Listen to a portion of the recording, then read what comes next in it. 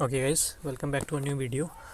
तो यार, कल की डेट में कॉलेज की जो वेबसाइट है, हमारे कॉलेज का जो स्पॉट राउंड होने वाला है, फर्स्ट स्पॉट राउंड, उसके रिगार्डिंग एक सीट मैट्रिक्स आ चुकी है कल। तो बात कर लेते हैं कि सीट मैट्रिक्स में मतलब क्या क्या, कितनी कितनी सीट्स हैं, क्या इसका प्रोसीजर होगा, कुछ आपकी क्वायरीज़ भी हैं, ठीक है। तो उन सब की बात इस वीडियो में आज मैं करने वाला हूँ। तो स्टार्ट करते हैं। तो सबसे पहले मैं आपको ये दिख रही होगी आपकी स्पॉट की जो सीट मैट्रिक्स है, फर्स्ट स्पॉट है। तो जैसे कि आप देख सकते हैं, सबसे ज़्यादा डिमांडिंग ब्रांच सीएसई है हमारे कॉलेज की। तो उसी की बात मैं कर लेता हूँ पहले। तो जैसे आप देख सकते हैं, सीएस में की जो टोटल सीट्स अभी रिमेनिंग है वो 16 है। लेकिन ये 16 सीट्स डिवाइडेड होती हैं अलग अलग कैटेगरी में, ठीक है। तो जैसे मैं बात करता हूँ, ऑल इंडिया में जो है जनरल की जो सीट्स हैं ऑल इंडिया की, वो है सिर्फ 2, ठीक है। 2 सीट्स बची हैं जनरल की। एंड वुमेन की कोई नहीं सीट है, फिज़िकली हैंडीकैप्ड की भी नहीं है, एससी की एक सीट है, एसटी की कोई सीट नहीं है, ठीक है। तो ये सो आप शायद समझ ही जाएंगे, जो एब्रीविएशंस ऊपर लिखी हुई है, मेन मतलब ये जनरल कैटेगरी है, ठीक है, ओपन जो होती हैं ये।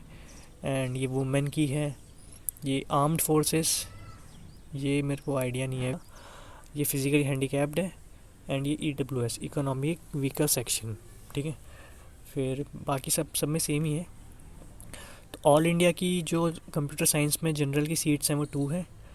अब ऑल इंडिया की बाकी ब्रांचेस की आप ये देख सकते हैं, 6 सीट्स इलेक्ट्रिकल में है, मैकेनिकल में भी 5 सीट हैं, सिविल में 6 हैं, बायोटेक्नोलॉजी में 2 हैं, मैन्युफैक्चरिंग जो होती है मैकेनिकल की उसमें 4 हैं, कंप्यूटर साइंस AIML इसमें 2 सीट्स हैं, ठीक है। तो अगर टोटल CS की सीट्स बात करी जाए ऑल इंडिया कोटा की, तो 2 + 2 4 सीट्स हैं, ठीक है, ऑल इंडिया की। अब स्टेट की भी आप देख सक रहे हैं, तो यहाँ पे स्टेट में जनरल की 5 सीट हैं, ओबीसी की कोई सीट नहीं बची है अब, ठीक है। वुमेन की एक है बस ओबीसी में, एससी स्टूडेंट्स के लिए भी एक है, आर्म्ड फोर्सेस की भी एक है एससी में, एंड एसटी की एक सीट है लेकिन वो सिर्फ वुमेन की है। एंड ये आखिरी में टीएफडब्ल्यू की भी सीट्स होती हैं, ठीक है। तो टीएफडब्ल्यू ट्यूशन फ़ी वेवियर, इसमें जो भी इसका डिसाइड ऐसे होता है कि आपकी मतलब रैंक वाइज सी सीट अलॉट होती है, और इसमें कैटेगरी नहीं देखी जाती है, ठीक है। एंड आपकी एनुअल फैमिली इनकम भी 1 लाख से कम होनी चाहिए TWF के लिए, ठीक है। तो अब कंप्यूटर साइंस AIML की बात कर लेते हैं। तो जनरल की जो सीट्स हैं AIML के लिए, वो सीट्स हैं 2, ठीक है, जनरल की 2 सीट्स हैं। एंड ऑल इंडिया कोटा की बात कर रहा हूँ मैं।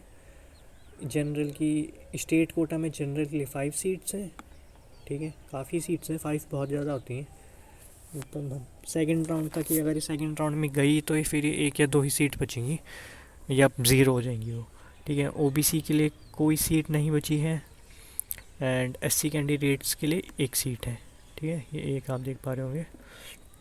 एसटी के लिए कोई सीट नहीं है, एसटी के लिए वुमेन की सीट्स हैं बस, ठीक है। बाकी इलेक्ट्रॉनिक्स की ये सब तो आप खुद ही देख लेंगे।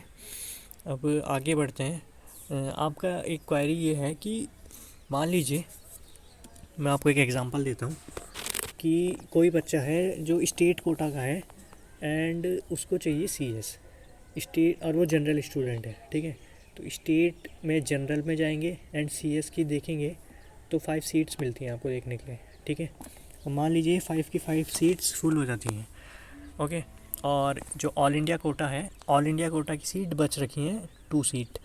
तो कुछ बच्चे ये पूछते हैं कि सर, अगर ऐसा होता है कि स्टेट की तो ख़त्म हो गई हैं लेकिन ऑल इंडिया की बची हैं, या ऑल इंडिया की ख़त्म हो गई हैं स्टेट की बची हैं, तो क्या हमें वो सीट अलॉट हो जाएगी? तो ऐसा नहीं होता है, ठीक है। जो भी आपका कोटा है आपको उसी के अंडर सीट मिलेंगी। अगर आप स्टेट के हैं और स्टेट की ख़त्म हो गई है सीट, तो आपको ऑल इंडिया में नहीं अलॉट किया जाएगा, एंड वैसे वर्सा। अगर आप ऑल इंडिया के हैं और आपको स्टेट की सीट चाहिए, तो आपको अलॉट नहीं होगी, ठीक है। तो इस बात का आप ध्यान रखें, ऐसा नहीं होता है। अब और कुछ क्वेरीज मैं आपके ले लेता हूँ, जैसे कि हाँ, एक चीज़ मैं और आपको बताना चाहूँगा। काफ़ी स्टूडेंट्स मुझसे ये पूछ रहे हैं कि मेरी इतनी रैंक है, लाइक 5 लाख रैंक है, 2 लाख रैंक है, 2.5 लाख है, ठीक है। तो मेरे को ये सीट मिल जाएगी, मेरे को ये ब्रांच मिल जाएगी, सीएस मिल जाएगी, सिविल मिल जाएगी। तो यार इसका ना कोई आंसर मैं नहीं दे पाऊँगा। लेकिन देखो, अगर आपकी रैंक 1 लाख के अंडर है और आप मुझसे पूछो कि सीएस चाहिए, तो 95% चांसेस है आपको सीएस मिल जाएगी, आसानी से मिल जाएगी, ठीक है। लेकिन अगर आपकी रैंक है 4 लाख 5 लाख, तो ये डिपेंड करता है कि वहाँ पे किस टाइप के स्टूडेंट्स आ रहे हैं, ठीक है। लेकिन मेरे पास प्रीवियस का जो डेटा है 2018, 2019, 2020, तो इसका डेटा मेरे पास पड़ा हुआ है कि जिस स्टूडेंट का एडमिशन हुआ है ना हमारे कॉलेज में, जीबीपीआईटी में, तो उनका डेटा मेरे पास है, उनकी रैंक एंड उनको जो ब्रांच अलॉट हुई है, ठीक है, वो डेटा मेरे पास है। तो उस डेटा को आपको वो डिस्क्रिप्शन में आपको लिंक दिख जाएंगे, गूगल ड्राइव के लिंक, एंड वहाँ पे मैंने उसको ईयर वाइज उसको डिस्ट्रीब्यूट कर रखा है 2018, 2019 एंड 2020 को। तो आप उस डेटा के आधार पे आप देख सकते हैं कि किस किस रैंक तक कौन कौन सी ब्रांच अलॉट हुई है, ठीक है। आप वहाँ से उसको देखें एंड उसको एनालाइज करें कि सीएस कितनी रैंक तक मिल रखी है मैक्सिमम 2018 में, 2019 में कितनी रैंक तक मिली है। तो आपको एक आइडिया लग जाएगा कि फिर आपकी ये क्वेरीज होपफुली सॉल्व हो जाएंगी, मेरी इतनी रैंक है और मेरे को ये ब्रांच मिल जाएगी या नहीं मिलेगी, ठीक है। अब बात कर लेते हैं फ़ीस की बात कर लेते हैं।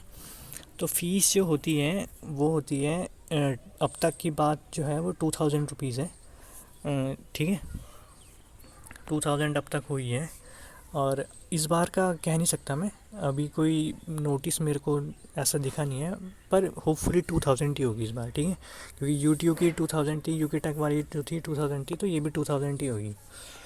तो फ़ीस का मैंने आपको बता दिया। प्रोसीजर की बात कर लेते हैं कि कैसे होगा। तो प्रोसीजर के लिए यार वैसे तो मैंने वीडियो बना रखी है, जो फर्स्ट वीडियो बनाई थी मैंने स्पॉट की, जब नोटिस आया था उसमें प्रोसीजर भी मैंने बताया था, बट मैं आपको एक हल्का सा एक दोबारा से रिकॉल करा देता हूँ।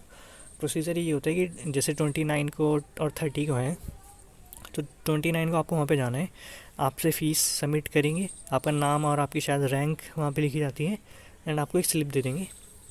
देन 30 को आपको वहाँ पे रिपोर्ट करना होगा, शायद 9 या 10 बजे होती है टाइमिंग, वो आपको वहीं पे पूछ लेना 29 को, एंड वहाँ पे रिपोर्ट करके आपकी काउंसलिंग स्टार्ट हो जाएगी।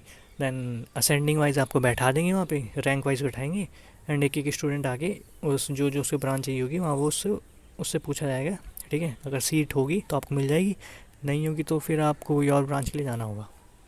तो ये तो प्रोसीजर था।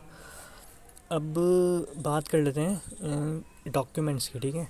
तो मैं आपको ये सजेस्ट करूँगा, जब भी आप काउंसलिंग के लिए जाएं तो आप सारे डॉक्यूमेंट ओरिजिनल प्लस उनकी photo copy and self attest करके, सेल्फ अटेस्ट का मतलब मैं बता देता हूँ, उनके ऊपर साइन करना होता है फ़ोटो कापी के ऊपर, ओरिजिनल के ऊपर नहीं करना, फ़ोटो कापी के, ठीक है।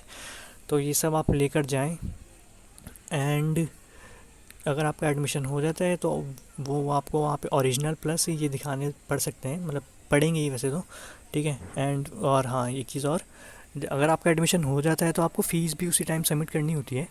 तो मैं आपको ये भी बताऊंगा कि आप फ़ीस भी लेकर जाएँ वहाँ पे, ठीक है। फ़ीस जो है काफ़ी स्टूडेंट्स पूछते हैं कमेंट्स में कि कितनी होती है, हॉस्टल मैस ये सब। तो जो फर्स्ट सेमेस्टर की फ़ीस है बीटेक फर्स्ट ईयर की, वो है 37,900, 37 कुछ है समथिंग है, मेरे को एग्जैक्ट तो याद नहीं आ रहा है, 37,850 या 950 ऐसा कुछ है, ठीक है।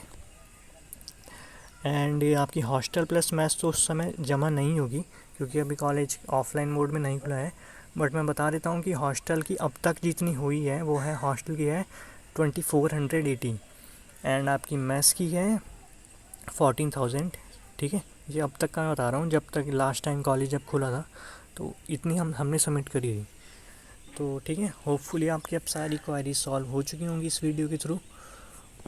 ओके, बाकी आपका आप लक अपना ट्राई करें और एनालाइज करें उसमें कि कितनी कितनी सीट्स, कितनी कितनी रैंक तक मिली है, किस किस बच्चे को, ठीक है, मिल चुकी हैं वो किस किस रैंक तक। तो होपफुली आपकी क्वेरी सॉल्व हो जाएंगी, एंड अपनी रैंक के हिसाब से आप उनको देख लेना कि मेरे को मिलेगी या नहीं मिलेगी। बाकी एक और चीज़ मैं आपको एंड में बताना चाहूँगा कि जब आप रिपोर्ट कर देंगे 29 को, तो 29 के ही एंड में जब रिपोर्टिंग ख़त्म हो जाती है तो वहाँ पे एक लिस्ट लग जाएगी, and list of student reported for first spot counselling.